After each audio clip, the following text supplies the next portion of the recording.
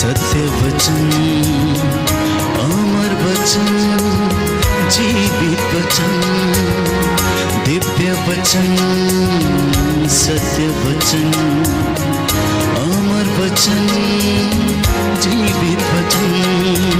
साई दा बामा बनी दा बामा बगैर सनी रे सनी रे सनी रे सनी रे सा। दिव्य वचन, सत्य वचन, अमर वचन, जीवित वचन, दिव्य वचन, दिव्य वचन।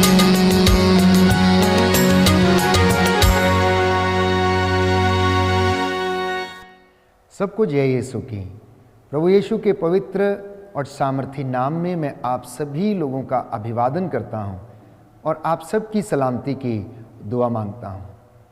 प्रियजनों, आज का विषय है संत पौलुस इफिसियों को लिखते हुए अध्याय 5 पद संख्या 16 से 17 में हमें बताता है कि आप लोग वर्तमान समय से पूरा लाभ उठाएं क्योंकि ये दिन बुरे हैं।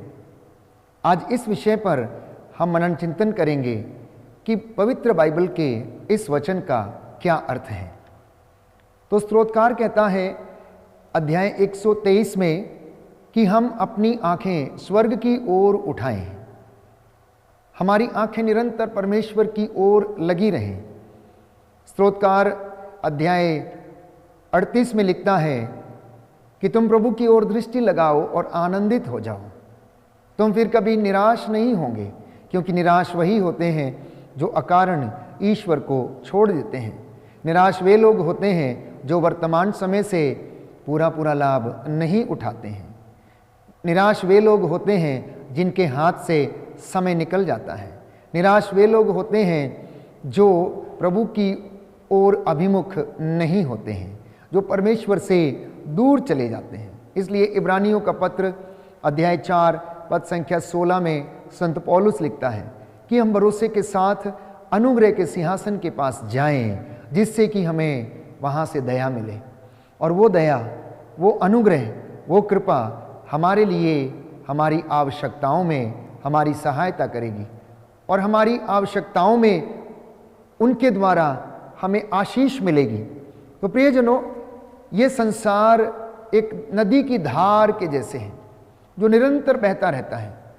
नदी की धार निरंतर बहती रहती है और इसमें शायद ही कोई जीवन के विषय में सोचता या मनन चिंतन करता है या फिर वर्तमान समय का पूरा लाभ उठाने की कोशिश करता है। जिन लोगों ने वर्तमान समय का लाभ उठाया वे लोग सफल लोग हैं, वो उन्नति प्राप्त किए हुए लोग हैं। हालांकि उन्होंने दुख सहे, कष्ट सहा, लेकिन अगर उन्होंने समय का सदुपयोग किया तो वे लोग उन्नति प्राप्त करते हैं, सफलता प्राप्त करते हैं। यूं तो बाइबल हमें बताती है उपदेशक ग्रंथ अध्याय 3 कि हर बात का अपना समय है। फसल बोने का और फसल काटने का, जन्म लेने का और मृत्यु का, रोने का और हंसने का। इस पृथ्वी के ऊपर, इस दुनिया में हर बात का अपना समय है, हर चीज़ का अपना समय है। हर चीज़ अपने समय पर होती है, हर चीज़ अपने समय पर पूरी होती है। परंतु संत पौलुस हमें चेतावनी के रूप में याद दिलाना चाहता है इफिसियों को लिखते हुए अध्याय 5 पद संख्या 16 से 17 में कि वर्तमान समय से आप लोग पूरा लाभ उठाएं क्योंकि ये दिन बुरे हैं। आखिर ये दिन बुरे क्यों हैं? इसके विषय में बाइबल हमें बताती है नबी मीका का ग्रंथ अध्याय 7 पद संख्या 1 और उससे आगे, हाय मनचाही वस्तु नहीं मिलती। गर्मी के दिन बीत गए हैं तो मैं फल तोड़ने गया पर मैंने कुछ नहीं पाया। अंगूर की फसल बटोरी गई और गिरे हुए फलों का बीनना भी समाप्त हो गया, तो मैं बेकार के अंगूर तोड़ने लगा और ना मुझे अंजीर ही मिला जिसके लिए मैं ललचा रहा था। आगे वचन कहता है कि ना मनुष्य जाति में कोई सच्चा भक्त रह गया है, सब लोग खून के लिए घात लगाए रहते हैं या अपने भाई को गिराने के लिए जाल बिछाए रहते हैं। वे दुष्कर्म करने में निपुण हैं, शासक और न्यायाधीश घूसखोर हैं, शक्तिशाली लोग मनमानी करते हैं। इन सब में इनकी साठगांठ है। जो अच्छे हैं वे भी झाड़ झंकाड़ की तरह निहित स्वार्थ में उलझे हुए हैं। जो धर्मी हैं वे भी कांटेदार बाढ़ की तरह ढकोसले से घिरे हैं। उनके दंड का दिन निश्चित है, वह उत्तर की ओर से आएगा। उनके लिए वह लज्जा और आतंक का समय होगा।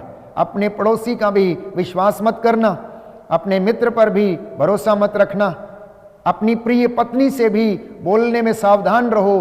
पुत्र अपने पिता को तुच्छ मानता है, पुत्री माँ का और बहू सास का विरोध करती है। मनुष्य के घर वाले ही उसके शत्रु बन गए हैं। मैं प्रभु की राह देखता रहूंगा, मैं अपने मुक्तिदाता पर भरोसा रखूंगा। मेरा ईश्वर मेरी प्रार्थना स्वीकार करेगा। संत पौलुस इन बातों को स्पष्ट करता है। ये दिन बुरे हैं और इन दिनों में बुराई व्याप्त है। हर तरफ शोषण है, हर तरफ घूसखोरी है, हर तरफ अन्याय है, हर तरफ ढकोसलेबाजी है, हर तरफ प्यारे भाइयों और बहनों अनेक प्रकार की बुराइयां व्याप्त हैं। और ऐसे समय में संत पौलुस कहता है कि आप लोग जो प्रभु पर विश्वास रखते हैं, आप लोग जो उसके अनुयायी हैं, आप लोग जो उसके पीछे चलते हैं, आप लोग जो उसका क्रूस उठाकर अनुसरण करने की इच्छा रखते हैं, आप लोग वर्तमान समय से पूरा पूरा लाभ उठाएं और समय ना गंवाएं। क्योंकि धन चला जाए तो वापस कमाया जा सकता है, स्वास्थ्य खराब हो जाए तो वह ठीक हो सकता है, परंतु यदि समय गंवा दिया जाए तो प्यारे भाइयों और बहनों वो वापस नहीं आता है।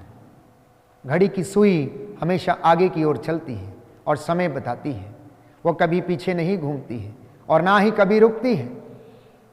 वो समय कभी नहीं रुकता है, वो बराबर चलता रहता है। अब ये हमारे ऊपर निर्भर करता है कि हम इस समय का लाभ कैसे उठाना चाहते हैं। हमारा जीवन कैसा है? हमारा जीवन एक मौका है जिसमें परमेश्वर ने हमें स्वतंत्रता प्रदान की है, बुराई को चुनने की, भलाई को चुनने की। बाइबल में बताती है, परमेश्वर का वचन ये कहता है कि मैंने तुम्हारे सामने भलाई और बुराई दोनों रखी है, जीवन और मृत्यु मैंने तुम्हारे सामने रखी है, तुम जो चाहते हो चुन लो। यदि आप बुराई चुनेंगे तो बुराई मिलेगी, भलाई चुनेंगे तो भलाई मिलेगी। यदि आप प्रेमपूर्ण व्यवहार करेंगे तो इसके बदले में आपके साथ भी प्रेमपूर्ण व्यवहार किया जाएगा। यदि आप क्षमा करेंगे तो आपको भी क्षमा किया जाएगा, यदि आप देंगे तो आपको भी दिया जाएगा, और पूरी की पूरी ऊपर उठी हुई नाप आपकी झोली में डाल दी जाएगी। परंतु जब संत पौलुस हमें इस बात के लिए आमंत्रित करता है कि आप लोग इन बुरे दिनों में सावधान रहें, तो इस बात का आशय क्या है? इस बात का आशय यह है कि हम प्रभु के वचनों को अपने जीवन में आत्मसात करें, उन्हें चरित्रार्थ करें, परमेश्वर की शिक्षा हमारे जीवन में, परिवार में घर कर जाए और वो हमें पथ प्रदर्शन करे। प्रियजनों, बाइबल में बहुत सारे उदाहरण हैं जहां पर लोगों ने वर्तमान समय का लाभ नहीं उठाया। इसके विषय में प्रभु यीशु हमें याद दिलाते हैं मत्ती का सुसमाचार अध्याय 24 पद संख्या 37 में, और ये कहते हैं कि नूह के उदाहरण से तुम्हें सीखना चाहिए। नूह के दिनों में क्या हुआ? परमेश्वर ने नूह से कहा कि आज से 40 दिन के बाद लगातार 40 दिन और 40 रात लगातार वर्षा होगी, जल प्रलय आएगा, इसलिए तुम अपने लिए एक जहाज तैयार करो और इस सृष्टि के हर एक जीव जंतु का एक एक जोड़ा लेकर तुम उसमें प्रवेश करो और उसके भीतर बंद हो जाओ। लोगों को चेतावनी दो जिससे कि वे लोग प्रायश्चित करें। लेकिन बहुत सारे लोगों ने उनकी बातों को नहीं माना। बहुत सारे क्या, किसी भी व्यक्ति ने नूह की बात नहीं सुनी। वे लोग खाते पीते थे, शादी ब्याह रचते थे, मौज मस्ती में जीवन बिता रहे थे, लेकिन परमेश्वर की वाणी पर किसी ने ध्यान नहीं दिया। हुआ यूं कि जब जल प्रलय आया, नूह ईश्वर की आज्ञा के अनुसार पोत में बंद हो गया और उसका जहाज पानी के ऊपर तैरता रहा। जल प्रलय आया और परमेश्वर ने सब कुछ समाप्त कर दिया। प्यारे भाइयों और बहनों, हमारे जीवन में भी कई बार ऐसे ही होता है कि जब हम परीक्षा की घड़ी से गुजरते हैं तो उन दिनों में हमें ऐसा लगता है कि सब कुछ नष्ट हो गया है। यदि हम समय पर अपनी तैयारी नहीं करते हैं तो वास्तव में सब कुछ नष्ट हो जाता है। तो परमेश्वर ने नूह से कहा कि एक पोत बनाओ, पशु पक्षियों का एक एक जोड़ा उसमें लाओ। मैदानी इलाकों में उसने एक पोत बनाया, परंतु लोग उसकी मजाक करते थे, लोग उनकी हंसी उड़ाते थे कि आखिर नूह को क्या हो गया है, ये कैसी बहकी बहकी बातें करता है, क्या जल प्रलय आएगा? उन्हें विश्वास नहीं था। प्रियजनों, हमारी जिंदगी में भी कई बार ऐसा ही होता है कि हम परमेश्वर की बातों को बहुत हल्के में लेते हैं।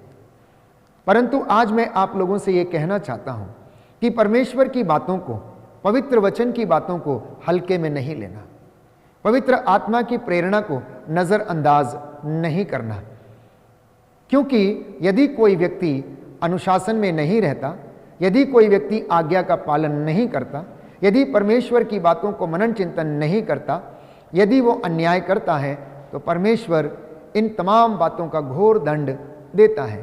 फिलिपियों को लिखते हुए संत पौलुस अध्याय 2 पद संख्या 12 में कहता है कि आप लोग डरते कांपते हुए अपनी मुक्ति के कार्यों में लगे रहें, विश्वास और भरोसे के साथ अनुग्रह के सिंहासन के पास आए, जिससे कि आप लोगों को दया मिले।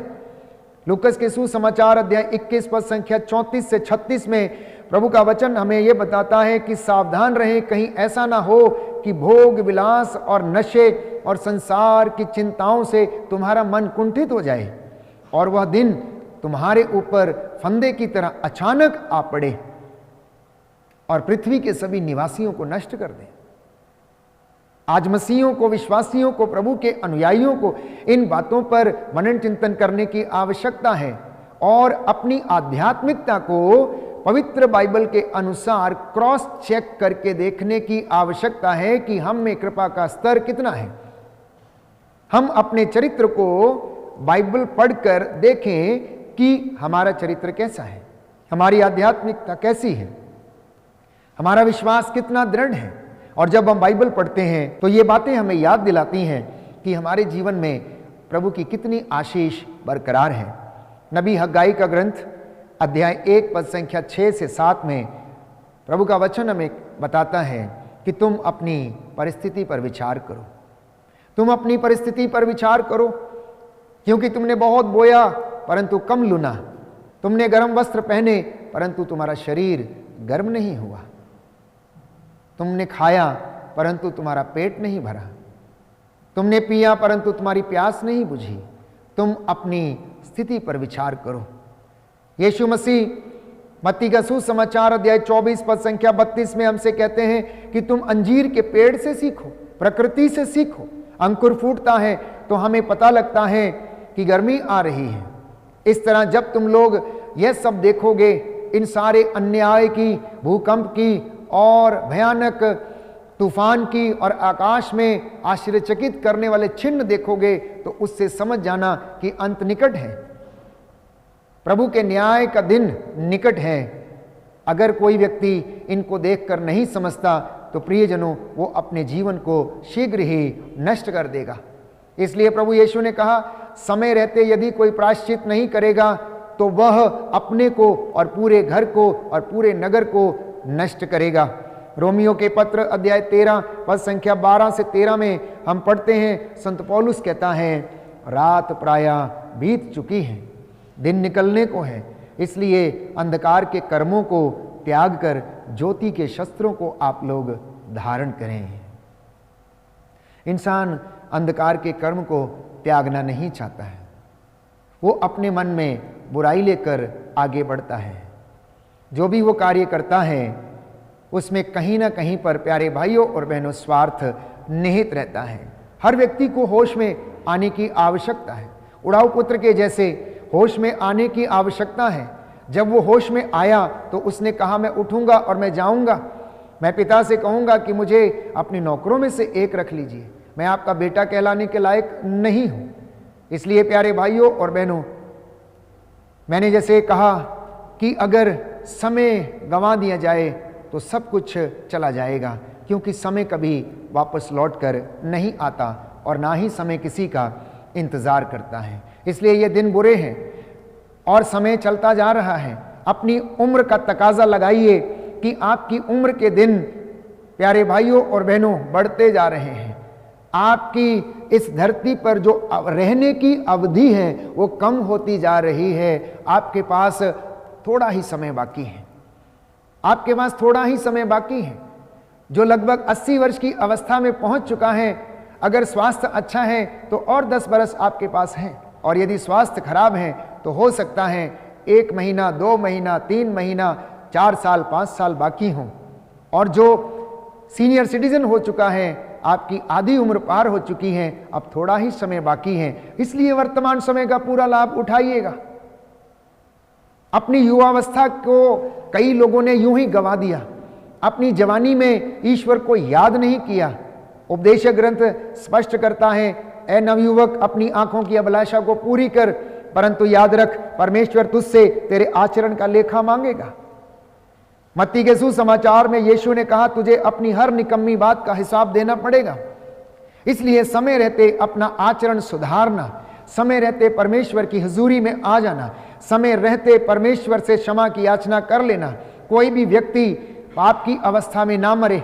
हर व्यक्ति, हर मसीह को, हर विश्वासी को ये चाहिए कि वह इस संसार से गतिमान होने से पहले वो अपने गुनाहों के लिए प्रायश्चित कर ले, तौबा कर ले और प्रभु की ओर अभिमुख हो जाए।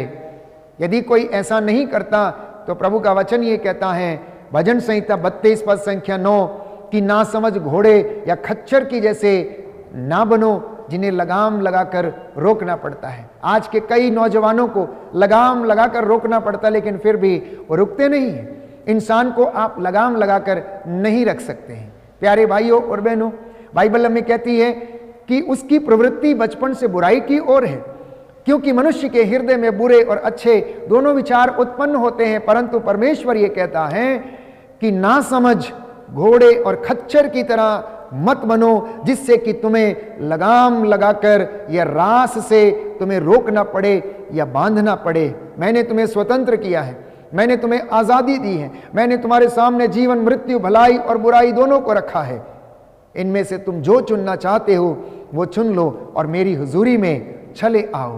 कुरिन्थियों का दूसरा पत्र अध्याय 6 पद संख्या 2 में हम पढ़ते हैं, यह उपयुक्त समय है और ये आपकी मुक्ति का समय है, ये आपके उद्धार का समय है, ये आपके लिए आध्यात्मिकता में बढ़ने का समय है, ये आपके लिए उन्नति करने का समय है, ये आपके लिए मेहनत करने का समय है।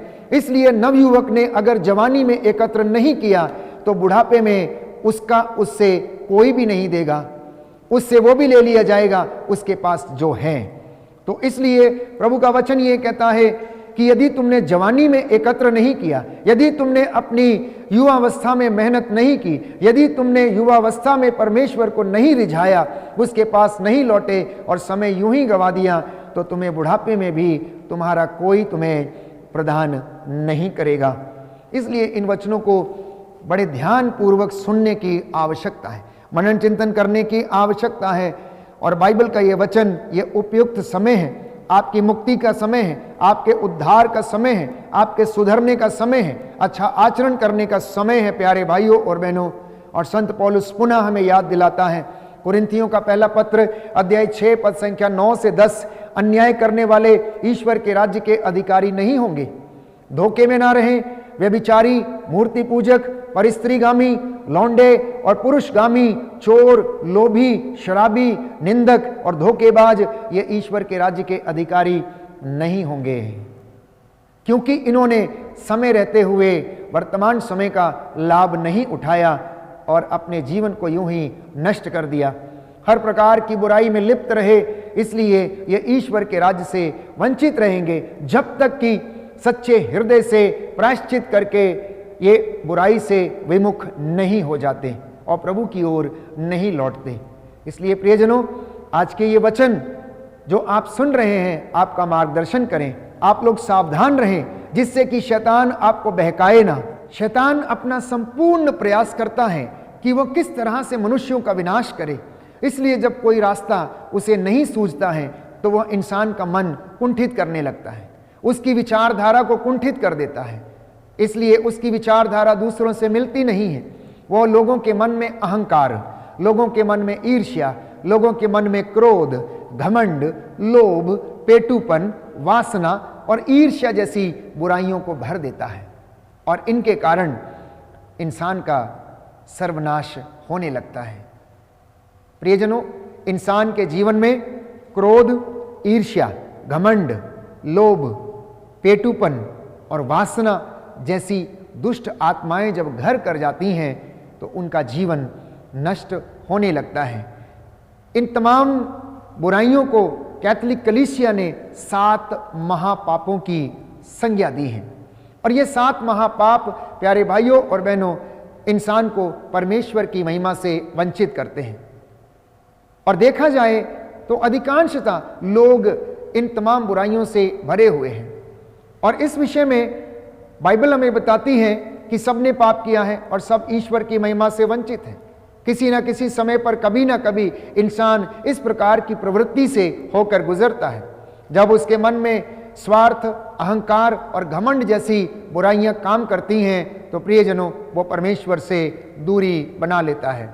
तो क्रोध, जिसके विषय में बाइबल हमें बताती है कि क्रोध क्रूर होता है। सूक्ति ग्रंथ अध्याय 27 पद संख्या 4, क्रोध क्रूर होता है और उन्माद दुर्दमनीय है, किंतु ईर्ष्या से कौन बच सकता है? कोई भी नहीं बच सकता है। सूक्ति ग्रंथ अध्याय 14 पद संख्या 30, मन की शांति शरीर को स्वास्थ्य प्रदान करती है और ईर्ष्या हड्डियों का क्षय है। अर्थात ईर्ष्या ऐसा रोग है जैसे कि हड्डियों में लगी हुई टीबी का रोग।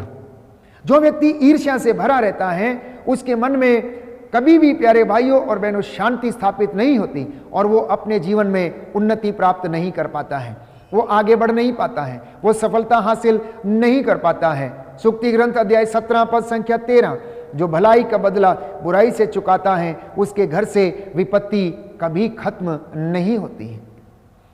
जो व्यक्ति भलाई का बदला बुराई से चुकाता है उसके घर से विपत्ति का कभी अंत नहीं होता, ये बाइबल स्पष्ट करती है। सूक्ति ग्रंथ अध्याय 30 पद संख्या 26, ईर्ष्या और क्रोध जीवन के दिन घटाते हैं। क्या कभी सोचा है? ईर्ष्या और क्रोध आपके जीवन के दिनों को घटाते हैं, आपकी आयु के दिनों को कम करते हैं। इतना ही नहीं, बाइबल कहती है कि चिंता समय से पहले इंसान को बूढ़ा बना देती है। इसलिए यीशु ने कहा, चिंता मत करना, तुम मुझ में विश्वास करना, तुम अपनी सारी चिंताएं परमेश्वर पर छोड़ दो, जिससे कि तुम निराश ना हो जाओ, तुम्हारा मन कुंठित ना हो जाए। इसलिए प्रियजनों, इन तमाम बुराइयों से बचने की पूरी कोशिश कीजिएगा। सूक्ति ग्रंथ अध्याय 29 पद संख्या 11, मूर्खता एवं क्रोध दोनों संग संग चलते हैं। कितने सुंदर वचन है प्यारे भाइयों और बहनों। मूर्खता और क्रोध दोनों संग संग चलते हैं, ये एक दूसरे के साथी हैं। कलोसियों के पत्र अध्याय 3 पद संख्या 8 में हम पढ़ते हैं कि अपने आप से आप लोग उत्तेजना, क्रोध, द्वेष, परनिंदा, अश्लील बातें और झूठ को अलग करें, इनसे आप बचे रहें, जिससे कि आप लोग परमेश्वर के सामने खड़े होने के लायक ठहरें। प्रवक्ता ग्रंथ अध्याय 27 पद संख्या 32, आप एक दूसरे को सहन करें, प्रेम से, कोमलता से, सहानुभूति के साथ, विनम्रता के साथ एक दूसरे के साथ आप लोग व्यवहार करें। मैं पुनः इस बात को दोहराना चाहता हूं, प्रियजनों, समय रहते आप लोग इन तमाम बातों का पूरा लाभ उठाएं, परमेश्वर की बातों को समझें, उन्हें अपने जीवन में धारण करें। ईर्ष्या, क्रोध, अहंकार, वासना, लोभ, लालच, पेटूपन और हर प्रकार के झूठ से बचे रहें, अन्याय से बचे रहें, क्योंकि परमेश्वर इन सब बातों का कठोर दंड देता है। पवित्र आत्मा इन वचनों को हमें समझने की कृपा प्रदान करे और आज के वचन आपका मार्गदर्शन करें, आपके जीवन को बदलें प्यारे भाइयों और बहनों, आपका जीवन नया बन जाए, आपके परिवार में शांति आ जाए, आपके जीवन में नई स्फूर्ति आ जाए। इस विशेष कृपा के लिए मैं आप सबके लिए प्रार्थना करूंगा। प्रभु आपको आशीष दे। जय यीशु।